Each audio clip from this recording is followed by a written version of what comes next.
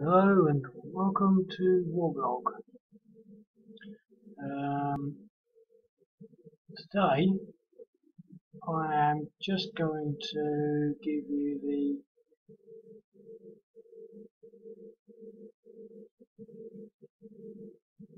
very quick introduction to this game, which is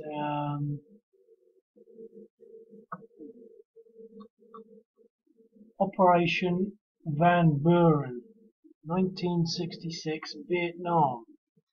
I'm doing a few of the Vietnam ones. Um, I'm not going to play it all through, I can tell you that, because I'm straight off to sleep. I've just done it and I thought, hang on, this is the first Vietnam game that is sort of like not a pile of pants. I think it's quite interesting actually. So basically what you've got are these two units here. So you've got the 2nd Battalion 502. Now I think the whole idea is it's 502 Division, but I've called it a regiment because otherwise a battalion it doesn't really matter too much. And down here, this is supposed to be a brigade. Well, I mean, a brigade is like pretty big. I think what they meant was it's a Marine brigade, but this is Republic of Korea. So it's the 1st Marine Battalion of the 2nd Marine Brigade, even though battalion it should be regiment, etc., etc. I always get my brigades and divisions mixed up. Anyway, but they're also with the 2nd Battalion of the 327. Now, these two units are patrolling this area. This whole area here is the Toi Hoa Valley. Basically, in the previous year, what the US sort of intelligence found out was that the North Vietnamese were basically taking all the harvest. They could get supplies and military things down here, but they needed food, and they were pretty much reliant on the harvest from this valley. Now, I've not seen any maps, so I've only been going from sort of what I can piece together from a few sort of textual stories. So I might have it sort of wrong. This is the sea. It's a triangle of some sort, so I don't know. But basically, there's probably a bit more to it in the north, but the action takes place in the south. So this battalion, 2nd Battalion 502, patrols across the north. Now, the reason it's sort of interesting is because actually, get to move any pieces will be a miracle. I don't know, but they get to patrol around here, and basically they're just going from. I put these in. These aren't actually historic. These are just me putting in harvest points, and I think they look quite interesting. But this is just you go around there and you've got to claim the harvest points. So these are objectives. Now the North Vietnamese can also get these objectives as well. Now the reason it's a difficult game is because theoretically you should know where the North Vietnamese are. They didn't know where they were. They knew that this is the 95th Regiment. They knew that the 90 elements of the 95th Regiment were active in this area, and they did want to take them out, but they didn't know where they were. So I won't really go through too much of the introduction, but it takes about 28 turns before they encounter the North Vietnamese. So let me just maybe start moving some units around. Now, this is sort of like a river delta. I'm going to actually put in fords or something at some point, but I haven't done that yet. No more movement.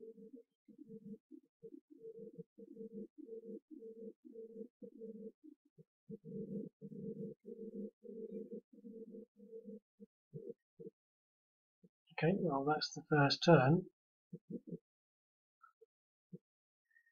Now down here for the North Vietnamese, I'm just going to leave them sat there because I'm sort of just trying to maybe play it a little historically. I have sort of given this consideration. I'm not trying to play historically like I have to. It's just sort of I'm trying to sort of I'm trying to consider when I play these sorts of games, what were the motivations? Now, at the moment, their motivations, they've got all the harvest points. And given the right circumstance, they will attack these units, but they're not close enough yet, and I don't think they know that they're sort of patrolling yet. So I'm just trying to sort of preempt what I call schoolboy football tactics of just, hang on, let's just move all our units and chase these ones here, while because they've got the odds, they've got 4 units, 4 battalions against 2, although they're slightly stronger, and they're not really. So anyway,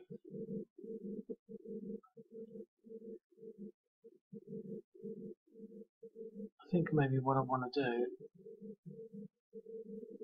I'm going to split these up. It's like in all good horror movies. Let's split up.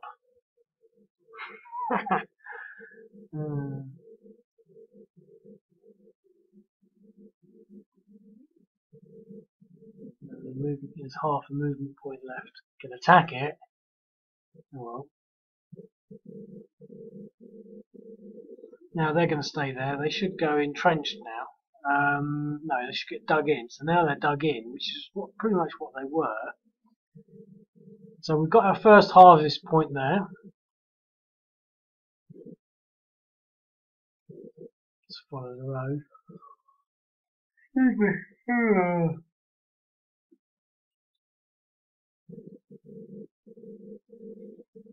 And we've got our second harvest point there.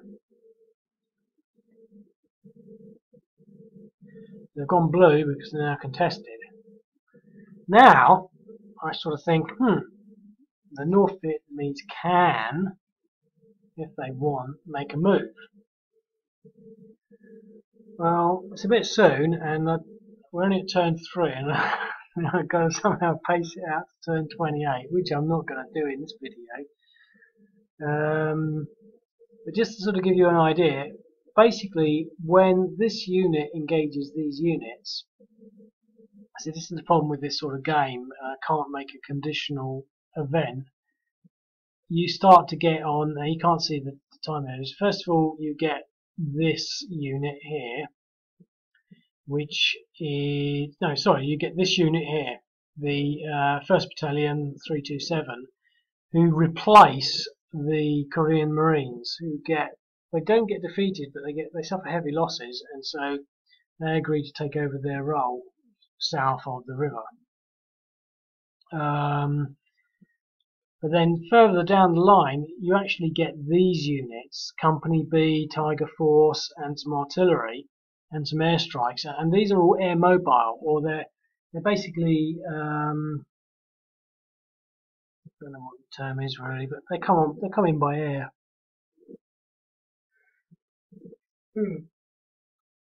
And so you can put them wherever you want, and that's a new feature of this game, but I don't think I'm going to get to that turn. So let's leave the North Vietnamese doing what they're doing.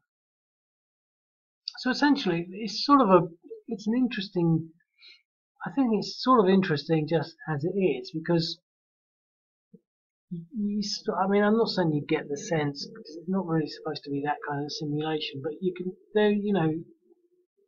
we're definitely going for these harvest points. There's some sort of perspective, not so much perspective, there's some sort of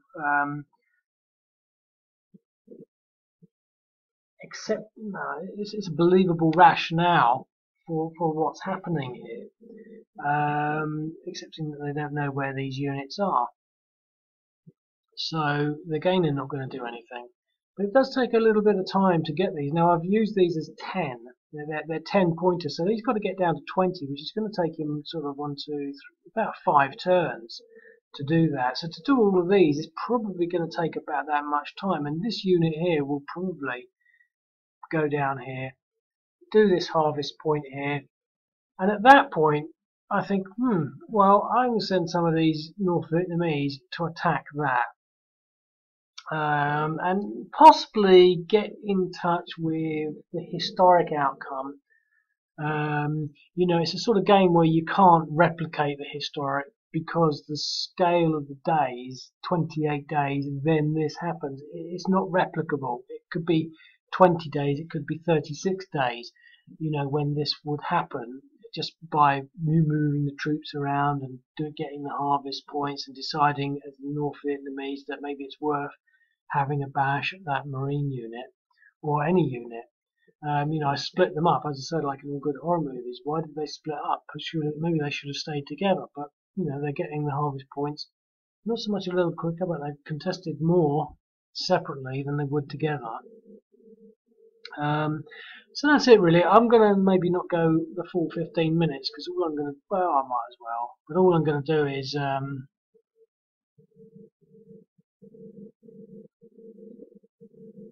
just sort of move around. Excuse me.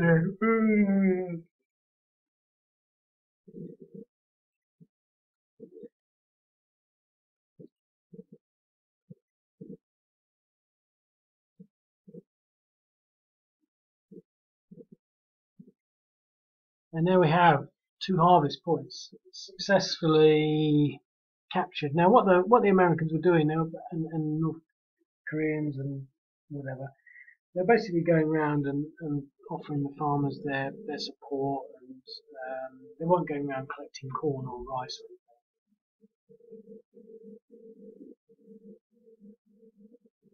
anything. But as I've sort of said, this is supposed to represent that process. So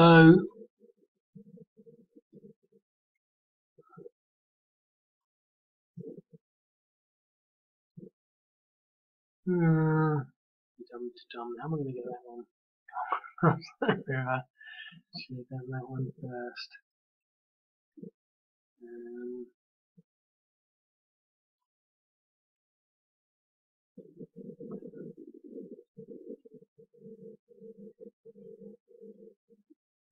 So the Vietnamese are now entrenched, so they're doubled up in there. So I'm not sure how to play it really.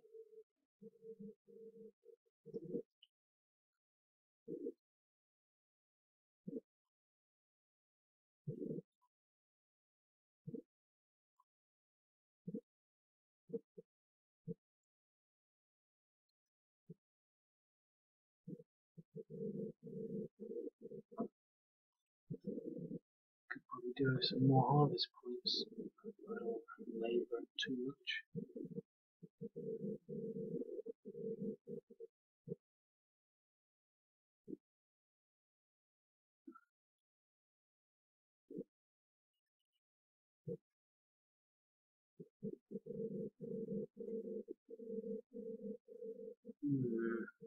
That is tempting. Turn 9. It's too early, isn't it, really?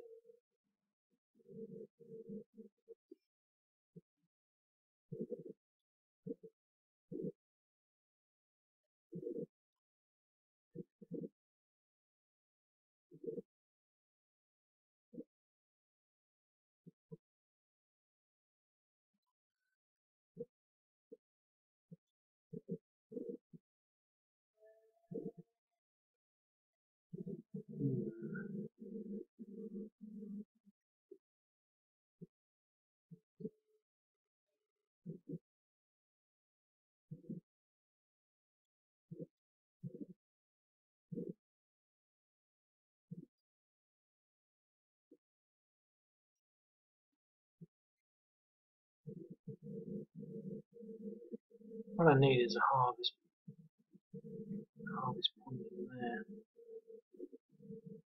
But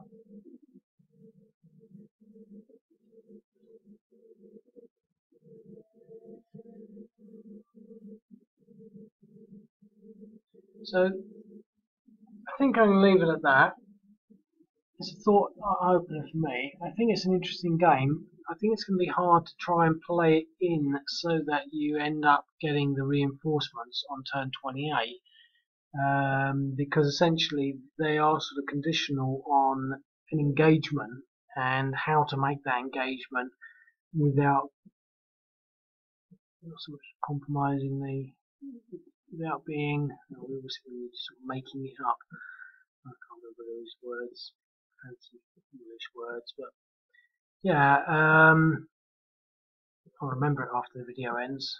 It's a good word. It sort of represents doing something without reason. Anyway, hope you enjoy it. I just had a couple of thoughts, seeing as it's still open, just to add.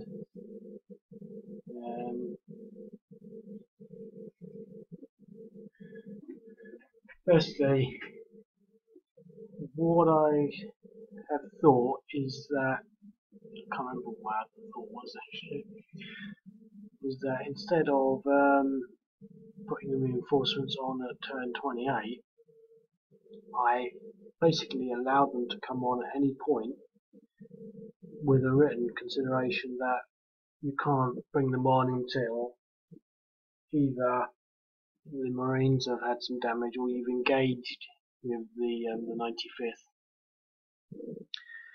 And that would mean that as soon as you engage with them, then you can then sort of bring them on as reinforcements. That might be a good way of doing it. And oh yeah, I now remember what the other thing was. That magical word that sort of describes making contact here, contrived. You know, sort of like, well, obviously this little guy is now dug in, but to sort of move him towards this enemy in any way would be sort of contrived, I think. Although the other thing I did think about is that it was part of their mission to seek out the 95th. So they do actually have orders to seek out the 95th. So you then got to sort of say, okay, well, how do they do that? And I guess one way to do it would be to sort of just start moving around and maybe probing the wood line. Now, I don't know how accurate this is because I've just made all this up. But you might sort of say, well, after that, the next natural thing to do would be then maybe to move down here and start looking through the jungle. And then they would eventually maybe come up here. So it's a difficult one to play without being contrived, I think, which is what I was looking for. I think it's that describes doing things that don't make a lot of sense, just so that you can, because you know where the enemy are. That's great. Go to bed tired, wake up tired. But yeah, I'm not going to do any more of this.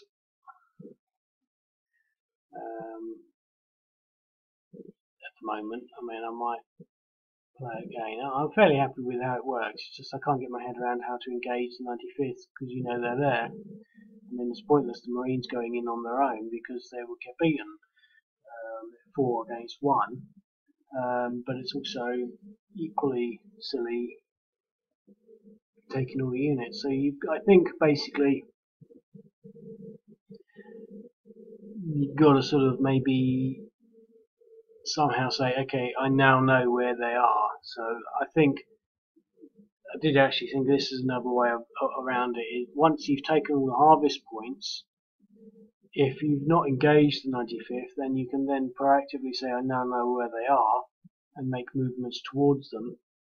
Or maybe you can just wait until turn 28 when you get your reinforcements, because then you've somehow figured out where they are. Another thing about the reinforcements is that this was described in one of the links as a classic hammer anvil action, a bit like I think it's Operation Masher, which intrigues me. But so there's lots of ways of thinking about it and doing it. I think you've got to be sort of maybe settle on a strategy at the beginning. As I said, I could set the reinforcements on so they come on whenever you want, because they would only appear at the bottom of the screen, but doing that is just a temptation to bring them on straight away. And this way it does give the player an aid, and that's sort of to some extent what it's all about. It's like a player aid in understanding how it went, understanding that there was actually quite a bit of time between them going out doing their patrolling of the harvest points, which is the term I'm using. They were just patrolling the field areas, talking to farmers, giving them their assurance that they would get the military protection, and ensuring that they didn't give their harvest to the North Vietnamese. So I think basically, as a sort of scenario, it provides that fairly reasonably as information. And maybe one final point there is, if I did do this again, I think the first harvest point I'd take would be this one, because it's actually quite difficult to get to. And maybe another, I think I mentioned this, I might put in, I'm thinking about putting in fords, because at the moment I could put in a road, say, oh, I don't know, between there and there, but it would be just a road, and it looks a bit odd. It's like, why have they got a road from there to there? Whereas if I actually put in a ford, I could probably do the maths quite easily, and it would be just a little line across there, so it does actually look like it's a better representation of a ford. And or I do actually have bridge features in there, and I haven't applied them because I haven't got the things yet. But so there's lots of things to be developed. The game's always under development. I'm going to leave it at that.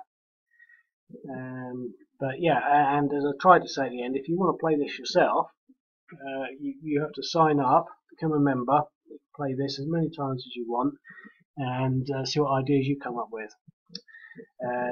Warblog, www.warblog.co.uk. Sign up today. Cheers, bye. And one other little thing, adding another little couple of minutes to this video. When I was thinking, this and that, blah blah blah, I was thinking, well, obviously one of the things about these games is their learning possibility, and I was thinking, what did I learn from this? And I think if anything that I learned, I mean, forget about sort of maybe the order of battle and the units used and all of that, and especially if you've never heard of this before. Basically, the point is how important agriculture was in the Vietnam War. Now, I mean, I'm not saying that it's massively important, but obviously this this campaign is focused entirely around making sure, denying the harvest to the North Vietnamese. It's the first I've ever really heard about the harvest being a strategic consideration in the Vietnam War. Obviously, there's difficulties here with in representing a seek and destroy type scenario, hidden movement, etc. But I mean, I think the prime point that I learned from this game was that that is significant, and I've yet to sort of get through the rest of the Vietnam. I'm not really intending to do the whole thing at once, but as I go forward and learn more about some of the other battles and things, and when my bleeding book actually arrives, which I ordered a while back and hasn't arrived. Well, I mean, doesn't matter. I said 4 to 17 days. I thought, oh, I hope it arrives in 4 days. And clearly it's probably going to be 17 days, which is crap, considering that I'm on holiday and want my book for my holiday. But anyway, that's all silly and secondary. As I say, as I go forward, I think, for example, this is the second encounter of the hammer anvil type philosophy. I've also been reading some military books. I've got a whole bunch of them I've got second hand from the library. They're sort of like military journals. In fact, one of them actually has a letter addressed to. Use the pause function. Yeah. We've got a whole box of these things, but they're mainly what titled Leavenworth Papers. The Leavenworth Papers are pretty interesting. They're written by the Combat Studies Institute, and the thing that always intrigues me with them is that that's located at US Army Command General Staff College, Fort Leavenworth, Kansas. And they're fascinating little items, and they're written. I mean, I've got a scientific background. I'm used to looking at journals and things like that, and they're just like journals. They're exactly like that. They're not magazines that they're like Combat Today, 100 things you didn't know about the SAS or something. They're sort of this is a particularly interesting one. Well, they're all interesting. You can pick them up, and they're all really interesting. But the one I've got here is Leavenworth Papers number 18, Japan's Battle of Okinawa, April-June 1945. And the problem with a lot of them, they are actually the Second World War, which bores the pants off me, so I'm never going to do that one.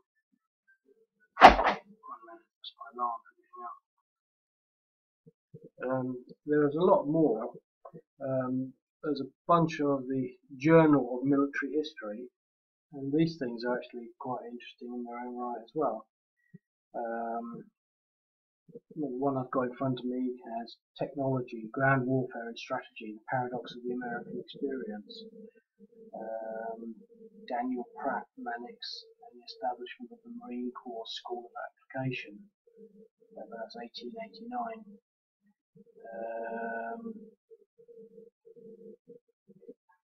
December 7. Filmic Myth Masquerading as Historical Fact. Not much to think of in that one, but some of them are actually quite good, covering things like Soviet military policy 75 to 80, all sorts of quite relevant things. That one didn't have any relevance. This one, Defence Intelligence Journal, a publication of the Joint Military Intelligence College Foundation. They're all sort of books sort of written by people in the military. They're fascinating things. And I don't really want to hark on too much because I know I'm on. This is just the clock. But in here it has a letter that says, "Dear General Downing, the Board of Directors of the Joint Military Intelligence College Foundation (JMICF) is proud to produce the Defence Intelligence Journal, published twice annually for our members. This quality publication has a broad readership in the intelligence community as well as the private sector and academia." I was reading that and I was thinking, I'm not a military buff or anything, and I was thinking, hang on, I've got a letter that was actually written in 31st of August 1995 to General Wayne A. Downing, USA, Commander-in-Chief, U.S. Special Operations Command, 7701 Tampa Point Boulevard, MacDill, AFB Air Force Base, Florida. I happen to live in Florida as well, so I'm in my Florida house, next to my Florida beach. And I bought all these books at the Tampa Library, which is why I'm up now, actually. Go to their book sale. So obviously, the thing is, the book in question with that leaflet, I can look at the spine, I can look at it generally. I know I've looked at it, and I would say he didn't read it. He didn't read it. I'm guessing that it's not heavily dog-marked.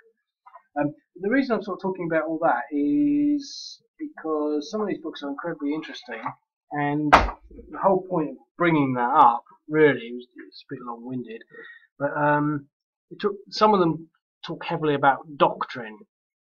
And doctrine is an interesting thing that I've never come across before, and that was certain ways and methods of carrying out war, and doctrine's been evolved through the years. So they would say, during the Napoleonics there was a particular military doctrine, and in particular that Napoleon basically didn't follow that doctrine. It didn't follow standard doctrine at the time by doing certain things.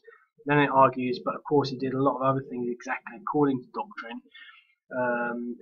But it's all just talking about doctrine and Soviet doctrine and current military US doctrine, and as a philosophy it's all about how the war is carried out. For example, it's talking about some of the Japanese doctrines in Second World War, where basically how they attacked tanks, and their doctrine essentially was, might be getting a few things confused here, but basically to wait till tanks came within incredibly close range and then open up with everything like anti-tank rifles and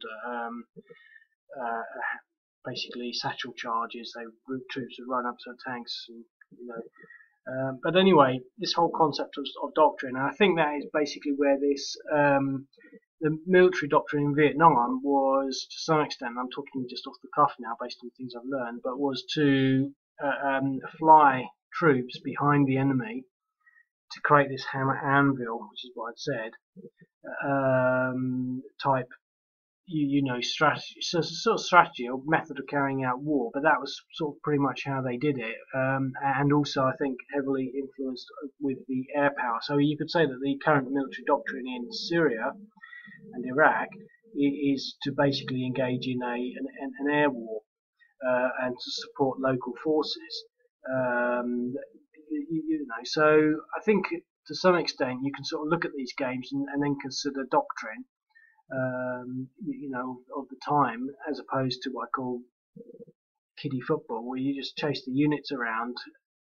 One other little thing I've been meaning to sort of maybe touch on is that I think in a lot of games, what is lacking is and I think I mentioned this before, but it's the playing around with the units.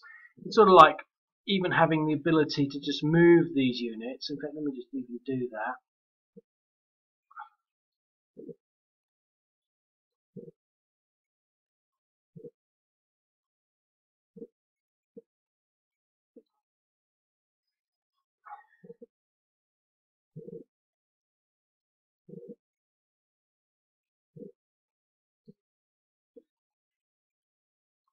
For example, to get into that situation,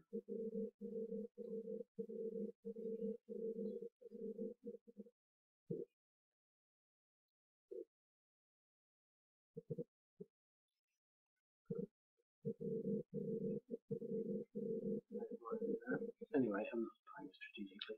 To get into that situation and to not engage, I think it's a lot of people play games and they don't play them in the same way that I feel that maybe not so much doctrine, but actual game, the actual, although it is very abstract, hexes are abstract.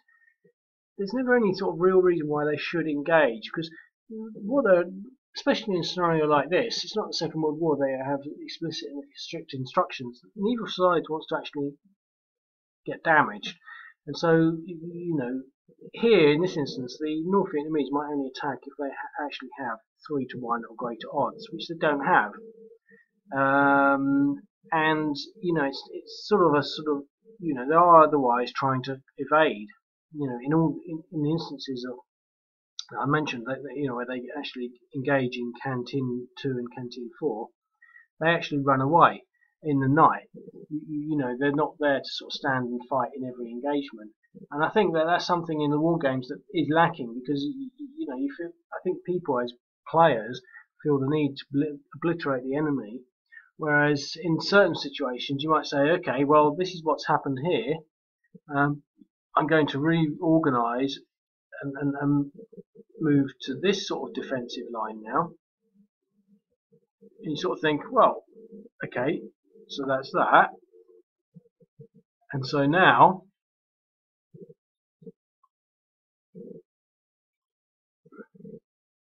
should have left him on the road and I could have moved him a bit more. He's going to maybe sort of take this defensive position here, and then he's going to sort of come down here.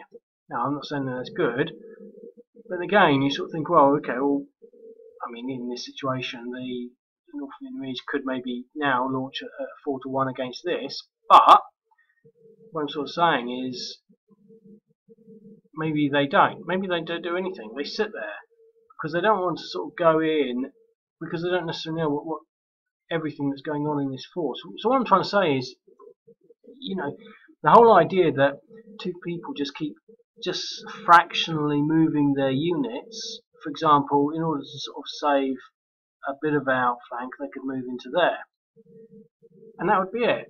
And then you'd be sort of saying, because essentially one of the other books that I was reading at the beach, it's all saying in combat what people are doing, they're presenting the opportunity for conflict. You know, that presentation of the opportunity for conflict is essentially common. It's the same thing as actually engaging in conflict.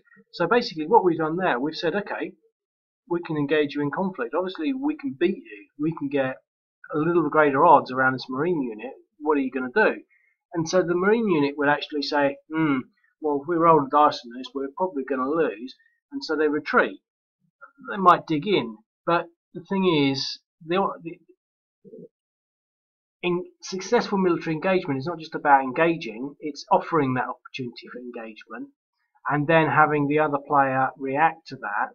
without actually engaging. Now, you might sort of say, okay, I'm just going to stand there. And so the north of it, so let's see what they do. Well, they just stand there. But we sort of know somewhere in the back of our minds that this other unit is going to come in. So whatever we do, it's got to be fairly quick. But we might sort of say, well, okay, well, we're happy with that line, but we're maybe going to do this.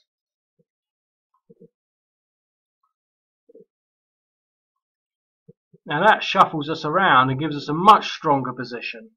You know, we could have attacked first, but what I'm saying is, as a game, I think there's a definite sort of lack of playing the game in this manner, where now just so it's clear, I can move from a zone of control into a zone of control. I just can't move again. So basically, he wouldn't be able to move any further than that because he's got it. Once he enters the zone of control, you know, units can't move. So that's that. And so things like what do you know? I just extended the video to talk about what you learn. Also, just want to quickly say one of the books I read, it's talking about the lethality. It's saying that in 1945 it took 10 shots to kill a tank. In 1975, 1 shot. Lethality is basically, that's the difference in this period. But I've got to go. No more time. Bye.